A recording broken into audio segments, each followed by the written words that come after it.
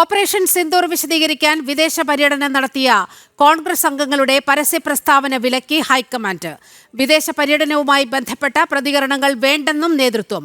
Sasi Tharoor MP ഉൾപ്പെടെയുള്ളവർ പ്രധാനമന്ത്രിയെയും കേന്ദ്ര സർക്കാരിനെയും അനുകൂലിച്ച് നിലപാടെടുത്ത പശ്ചാത്തലത്തിലാണ് ഈ നിർദ്ദേശം. വിവരങ്ങളുമായി ജിഷ്ണു കൃഷ്ണൻ ചേരുകയാണ്.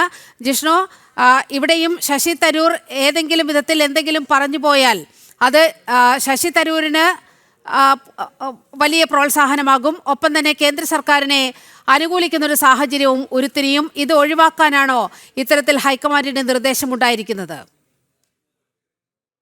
ഓപ്പറേഷൻ സിന്ദൂറും ഭാരതത്തിന്റെ ഭീകരവിരുദ്ധ നിലപാടും വിശദീകരിക്കുന്നതിനായി വിദേശ പര്യടനം നടത്തിയിട്ടുള്ള അംഗങ്ങൾ, ആ സർവകക്ഷി സംഘത്തിൽ ഉൾപ്പെട്ടിട്ടുള്ള കോൺഗ്രസ് അംഗങ്ങളോട് പരസ്യ പ്രതികരണം വേണ്ട എന്ന തീരുമാനമാണ്, നിർദ്ദേശമാണ് ഇപ്പോൾ കോൺഗ്രസ് ദേശീയ നേതൃത്വം ഹൈക്കമാൻഡ് മുൻപോട്ട് വെച്ചിട്ടുള്ളത്. പ്രത്യേകിച്ചും വിദേശ പര്യടനവുമായി ബന്ധപ്പെട്ട പ്രതികരണങ്ങൾ നടത്തേണ്ടതില്ല എന്നാണ് പാർട്ടിയുടെ തീരുമാനം. അതിന് തീർച്ചയായും നീലിമ ചൂണ്ടിക്കാട്ടിയതുപോലെ കോൺഗ്രസിനെ വെട്ടിലാക്കുന്ന പ്രതികരണമായിരിക്കും. ഏത് രീതിയിൽ പ്രതികരിച്ചാലും അത് കോൺഗ്രസ് എടുത്തിട്ടുള്ള നിലപാടിനെ വെട്ടിലാക്കുന്ന രീതിയിലായിരിക്കും ശശി തരൂരും സൽമാൻ ഖുർഷിദും ഉൾപ്പെടെയുള്ള ഈ നേതാക്കളുടെ പ്രതികരണം എന്ന കാര്യം ദേശീയ നേതൃത്വത്തിന് നിശ്ചയമുണ്ട്. അതുകൊണ്ടാണ് ഇത്തരത്തിലൊരു തീരുമാനം, നിർദ്ദേശം ഹൈക്കമാൻഡ് പുറപ്പെടുവിച്ചിട്ടുള്ളത്. കാരണം ഓപ്പറേഷൻ സിന്ദൂറും അതുമായി ബന്ധപ്പെട്ട നടപടികളിൽ കേന്ദ്ര സർക്കാരിനെ രാഷ്ട്രീയപരമായി വിമർശിക്കുന്ന നിലപാടാണ് രാഹുൽ, പ്രതിപക്ഷ നേതാവ് ഉൾപ്പെടെയുള്ള രാഹുലും മറ്റ് കോൺഗ്രസ് നേതാക്കളും കോൺഗ്രസ് വേദികളിൽ പരസ്യമായി സ്വീകരിച്ചതെങ്കിൽ വിദേശ വേദികളിൽ ഇരുന്നുകൊണ്ട് ഭാരതത്തിന് വേണ്ടി ഭാരതീയരായി സംസാരിക്കുന്ന നിലപാടാണ്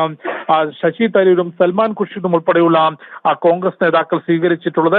കേന്ദ്ര സർക്കാരിന്റെ, പ്രധാനമന്ത്രി നരേന്ദ്രമോദിയുടെ തീരുമാനങ്ങൾ ശരിവെക്കുന്ന രീതിയിലുള്ള പ്രസ്താവനകളും പ്രതികരണങ്ങളും ശശി തരൂരും സൽമാൻ ഖുർഷിദും ഭാരതത്തിന് വേണ്ടി നടത്തിയിരുന്നു. അത്തരം പ്രസ്താവനകൾ തിരിച്ചെത്തിയ ശേഷവും നടത്തുകയാണെങ്കിൽ അത് പാർട്ടിയെ വെട്ടിലാക്കും എന്ന തിരിച്ചറിവിലാണ് ഇത്തരത്തിൽ പരസ്യ പ്രസ്താവനകൾ വേണ്ട എന്നൊരു നിർദ്ദേശം കോൺഗ്രസ് ഹൈക്കമാൻഡ് മുൻപോട്ട് വെച്ചിട്ടുള്ളത്. ഈ വിഷയത്തിൽ 2 ദിവസങ്ങൾക്ക് മുൻപാണ് ഭോപ്പാലിൽ നടന്ന ഒരു പൊതുപരിപാടിയിൽ ട്രംപ് വിളിച്ചയുടൻ തന്നെ പ്രധാനമന്ത്രി നരേന്ദ്രമോദി കീഴടങ്ങി എന്ന, രാജ്യത്തെ തന്നെ പ്രധാനമന്ത്രിയെ രാഷ്ട്രീയപരമായി വിമർശിക്കുന്നതിനപ്പുറം ഭാരതം കീഴടങ്ങിയെന്ന പരിഹാസ്യമായൊരു പ്രസ്താവന പ്രതിപക്ഷ നേതാവ് രാഹുലിന്റെ ഭാഗത്തുനിന്നുണ്ടായിരുന്നത്. അതിനെതിരെ രൂക്ഷ വിമർശനം ഉയർന്നിരുന്നു.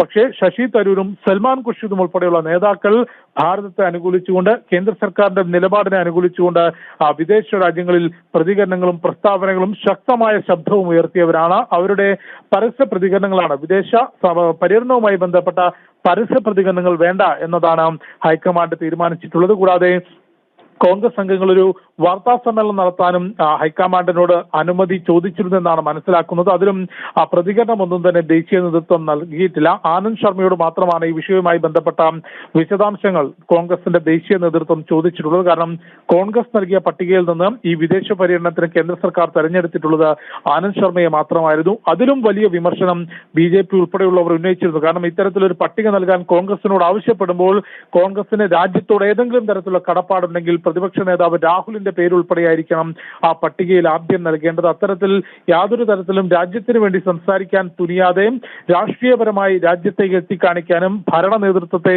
താഴ്ത്തിക്കെട്ടാനുമുള്ള ശ്രമമാണ് കോൺഗ്രസ് നടത്തുന്നത് എന്ന വിമർശനം നിലവിലുണ്ട്. അതിനിടയിലാണ് ഈ വിദേശ പര്യടനം നടത്തിയിട്ടുള്ള കോൺഗ്രസ് സംഘങ്ങളോട് വിദേശയാത്രയുമായി ബന്ധപ്പെട്ട പരസ്യ പ്രതികരണങ്ങൾ വേണ്ട എന്നൊരു നിർദ്ദേശം ഹൈക്കമാൻഡ് നൽകിയത്.